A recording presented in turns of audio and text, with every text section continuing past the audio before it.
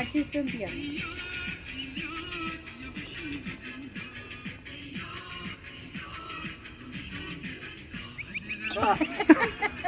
Ondan, o da.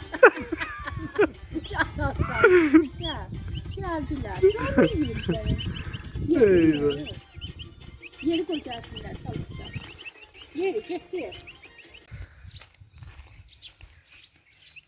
Sonra yiyeyim sen. Hara gelmişler, hara gelmişler.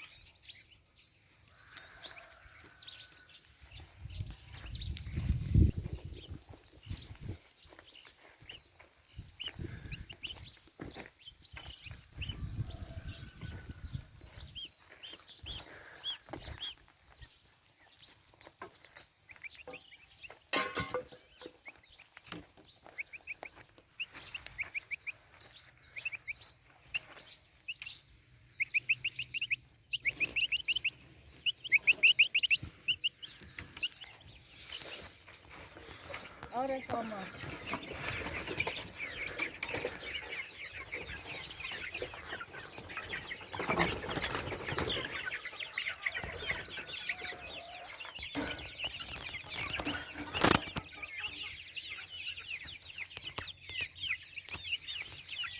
Gelin şöyle.